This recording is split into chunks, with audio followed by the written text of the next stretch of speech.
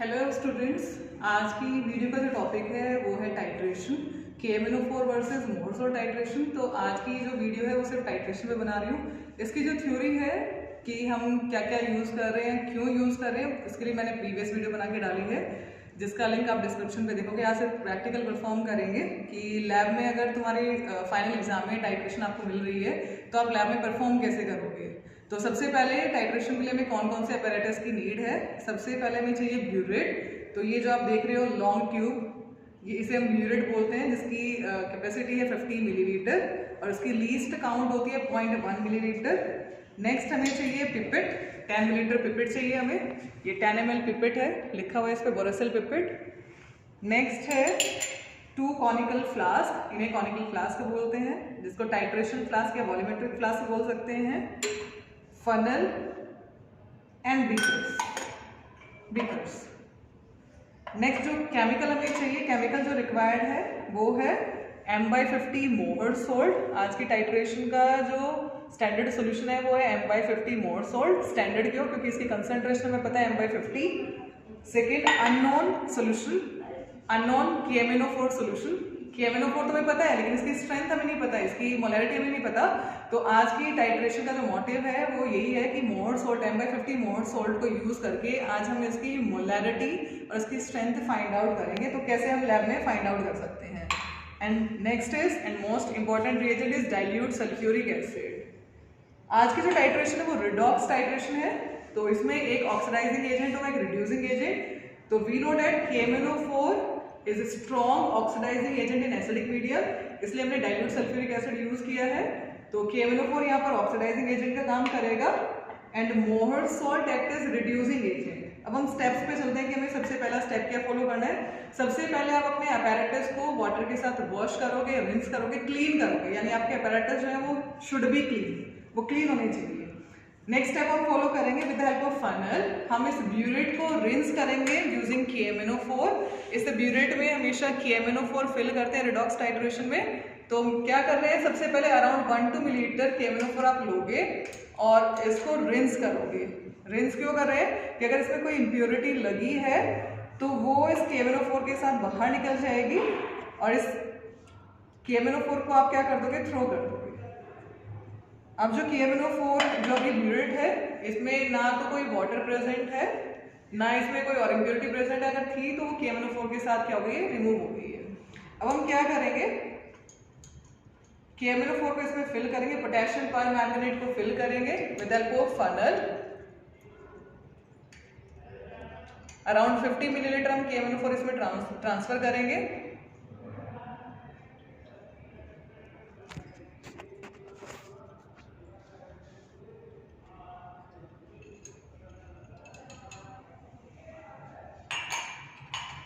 जो extra KMnO4 fill हो गया उसको हम निकाल लेंगे। इसको 0 पर मेंटेन करोगे। ब्यूरेट में हमेशा जो रीडिंग है वो आई लेवल पे लाके देखी जाती है। तो इसको क्या करोगे, ना तो कभी भी अपना बिलो आई लेवल इसको ऑब्जर्व करते हैं, ना अबो आई लेवल, इसको जस्ट अपने आई के सामने लेके आते हैं। और अब आप चेक करोगे तो आपको पता है कि जो लिक्विड है सरफेस टेंशन की वजह से कर्व की फॉर्म में एग्जिस्ट करती है, मेनिस्कस की फॉर्म में एग्जिस्ट करती है। तो जो डार्क कलर लिक्विड है उसका अपर मेनिस्कस हम इजीली से देख नहीं पाते, तो हम लोअर मेनिस्कस रीड करते हैं। तो अब इसमें थोड़ा सा एक्स्ट्रा है तो एक ड्रॉप और निकालेंगे और इसको आई लेवल पर लाके 0 पे मेंटेन करेंगे। तो अभी ये एक्यूरेट 0 हो गया है। तो इनिशियल रीडिंग जो हो गई आपकी, इस ब्यूरेट की इनिशियल रीडिंग वो हो गई 0.0। तो इस तरीके से ऑब्जर्वेशन टेबल बनाओगे। ऑब्जर्वेशन टेबल बनाई है मैंने, ये KMnO4 वर्सेस मोहर सोल्ट टाइट्रेशन के लिए ऑब्जर्वेशन टेबल है, जिसमें लिखोगे सीरियल नंबर, इनिशियल रीडिंग, यहाँ पे ये ब्यूरेट रीडिंग, ब्यूरेट के लिए लिख रहे हैं burette reading, initial reading, final. तो इनिशियल हो गया 0.0, यहाँ पे आएगी वॉल्यूम ऑफ KMnO4 यूज, तो फाइनल माइनस इनिशियल करके आप यहाँ पे लिखोगे।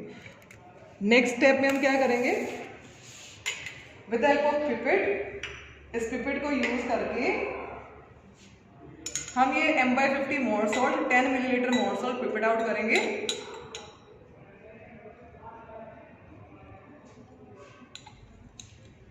तो आप इसमें देख रहे हैं एक मार्क बना हुआ है, ये मार्क की जो वॉल्यूम है वो रिप्रेजेंट कर रही है 10 मिलीलीटर। तो मैंने धीरे धीरे प्रेशर को रिलीज कर रखा है तो आप देख रहे हो वॉल्यूम नीचे आती जा रही है, और जैसे ही वो एक्यूरेट 10 मिलीलीटर हो गया, ये एक्यूरेट 10 मिलीलीटर इस मार्क तक इसको ट्रांसफर करेंगे कॉनिकल फ्लास्क में, लेकिन जिसमें कोई भी वॉल्यूम नहीं होनी चाहिए, वाटर वगैरह नहीं होना चाहिए। इसमें हम 10 मिलीलीटर ट्रांसफर करेंगे कॉनिकल फ्लास्क में।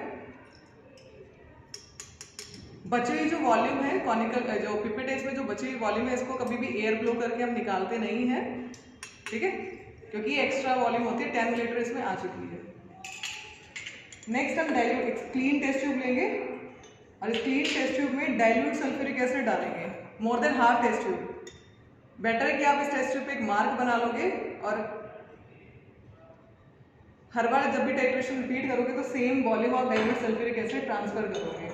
तो ये more than half test tube मैंने डाइल्यूट सल्फ्यूरिक एसिड लिया है और इसको मैंने ट्रांसफर किया है कॉनिकल फ्लास्क में। जो टाइट्रेशन फ्लास्क वो मेरा रेडी हो गया है। इसमें 10 मिलीलीटर मोर सॉल्ट लिया है and more than half test tube dilute sulphuric acid. तो जो डाइल्यूट सल्फ्यूरिक एसिड है ये KMnO4 को एसिड मीडियम प्रोवाइड करने के लिए यूज किया है कि जैसे ही KMnO4 इस कॉनिकल फ्लास्क में मैं ट्रांसफर करूंगी तो KMnO4 को एसिडिक मीडियम मिलेगा and it act as strong oxidising agent. तो यहाँ पर जो KMnO4 है वो सेल्फ इंडिकेटर का काम करता है। इंडिकेटर वो केमिकल होता है जो कि एंड पॉइंट को इंडिकेट करता है, यानी जब भी रिएक्शन स्टॉप होती है तो कलर चेंज हो जाता है। तो आप देख रहे हो टाइट्रेशन फ्लास्क के अंदर जो लिक्विड है, जो मिक्सचर है वो कलरलेस है। तो इस टाइट्रेशन का जो एंड पॉइंट है कलरलेस टू पिंक। तो मान लो सपोज इसके अंदर 10 मोहर सॉल्ट मॉलिक्यूल है। तो मोहर सॉल्ट जो है, मोहर सॉल्ट में जो रिएक्टिंग स्पीशीज है वो आयरन 2+ होती है। तो जैसे ही 10 MnO4 नेगेटिव इसमें मैं ट्रांसफर करूंगी तो रिएक्शन कंप्लीट हो जाएगी। Still the solution remain colourless, आपका कलरलेस रहेगा। जैसे ही मैं एक्स्ट्रा ड्रॉप डालूंगी, अब यहाँ पर KMnO4 को, पर मैंगनेट आयन को कोई भी आयरन 2+ नहीं मिल रहा है फॉर द रिएक्शन, जिसकी वजह से रिएक्शन स्टॉप हो चुकी है पहले। लेकिन जैसे एक्स्ट्रा ड्रॉप डालूंगी, अब KMnO4 का इंटेंस कलर है, डीप कलर है, तो वो पूरे सोल्यूशन को किस में कन्वर्ट कर देगा, पिंक में कन्वर्ट कर देगा। क्योंकि अब MnO4 नेगेटिव को मोहर सॉल्ट नहीं मिला है, क्योंकि रिएक्शन ड्रॉप से पहले खत्म हो चुकी है। इसलिए आपका जो एंड पॉइंट वो क्या आता है, कलरलेस टू पिंक। तो अब मैंने क्या किया है, इस कॉनिकल फ्लास्क को हम इस तरीके से सेंटर में, जो ब्यूरेट की नेक है उसको हम सेंटर में अरेंज करेंगे। ड्रॉप जो है आपकी इधर उधर नहीं गिरनी चाहिए, क्योंकि वो ड्रॉप जो है वो रिएक्ट नहीं कर पाएगी, KMnO4 रिएक्ट नहीं कर पाएगा। और आपने रीडिंग में उसको काउंट कर लिया है। तो ध्यान रखें कि सेंटर में हमेशा वॉल्यूम जाए और ब्यूरेट को ड्रॉप पे मेंटेन करोगे। एक एक ड्रॉप को आप ट्रांसफर करोगे। तो आप देख रहे हो कि जब आप ड्रॉप ट्रांसफर कर रहे हो तो सेंटर में आपको पिंक कलर दिखाई दे रहा है, जिसको हम शेक कर रहे हैं। शेक करने के बाद वो क्या हो जा रहा है, डिसअपियर हो जा रहा है। तो राइट हैंड से आप होल्ड करोगे कॉनिकल फ्लास्क को और with the help of left hand आप इसके नॉब को होल्ड करोगे। अपनी तरफ मूव करते हो तो ओपन होता है, दूसरी तरफ ओपन करोगे तो क्लोज हो जाता है। तो एक एक ड्रॉप इसमें ट्रांसफर करोगे और शेक करने के बाद पिंक कलर, जैसे आप KMnO4 को ऊपर से डाल रहे हो तो आप देख रहे हो नीचे पिंक कलर आ रहा है, लेकिन शेक कर रहे हैं तो मोर सॉल्ट के साथ रिएक्ट कर रहा है and KMnO4 converted into Mn2+ जो कि कलरलेस होता है and Fe2+ converted into Fe3+। तो रिएक्शन जब हो रही है MnO4 नेगेटिव और आयरन 2+ के बीच में तो सोल्यूशन हमारा कलरलेस रहेगा। लेकिन जैसे इस MnO4 नेगेटिव को आयरन 2+ नहीं मिलेगा, यानी रिएक्शन कंप्लीट हो जाएगी, उसके बाद अगर आप MnO4 नेगेटिव ट्रांसफर करोगे, KMnO4 ट्रांसफर करोगे तो सोल्यूशन का कलर पिंक हो जाएगा। तो ये सारे वाइवा में क्वेश्चन पूछे जाते हैं।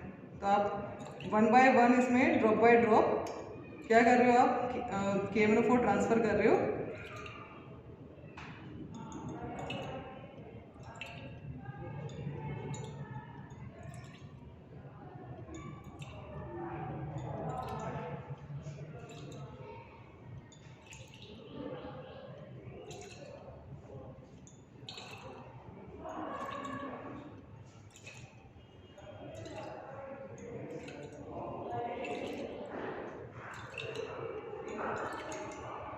सिंगल ड्रॉप में परमानेंट पिंक कलर आना चाहिए। तो आप देख रहे हो कि मैं शेक करे जा रही हूँ, लेकिन पिंक कलर जो है वो डिसअपियर नहीं हो रहा है, यानी एंड पॉइंट हमारा आ चुका है। और ये लाइट पिंक कलर है, क्योंकि बेटा जब पिंक कलर आ रहा है उससे पहले स्टेप में आपकी रिएक्शन कंप्लीट हो गई। अब जितना ज़्यादा KMnO4 ट्रांसफर करोगे उतना डीप कलर हो जाएगा। और हम एक्यूरेट पॉइंट तो वैसे भी फाइंड आउट नहीं कर पा रहे हैं, क्योंकि जैसे ही KMnO4 ऊपर से आ रहा है मोर सॉल्ट के साथ रिएक्ट कर रहा है, सोल्यूशन बिकम कलरलेस। जैसे ही रिएक्शन कंप्लीट हो जाएगी still the solution remain colourless, तो वो पॉइंट हम फाइंड आउट नहीं कर रहे हैं, जस्ट उससे नेक्स्ट स्टेप फाइंड आउट कर रहे हैं। तो आपको सिंगल ड्रॉप पे वो परमानेंट पिंक कलर लाना है, यानी जब पिंक कलर आता है तो उससे पहले वाले स्टेप में हमारी रिएक्शन कंप्लीट हो गई है। तो टाइट्रेशन का मोटिव क्या होता है कि ब्यूरेट से हम एक सोल्यूशन को ट्रांसफर करते हैं कॉनिकल फ्लास्क वाले सोल्यूशन में, तब तक जब तक इनके बीच में रिएक्शन कंप्लीट ना हो जाए, यानी टू कंप्लीट द रिएक्शन, हम रिएक्शन को कंप्लीट करने के लिए कर रहे हैं। तो अब जब रीडिंग आप देखोगे इसमें, तो रीडिंग जो आई है वो एक्यूरेट 4 आई है। इसको स्टिल आप फिर से अपने आई लेवल पे लेके आओगे तो आप देख रहे हो एक्यूरेट क्या आई है, 4 आई है।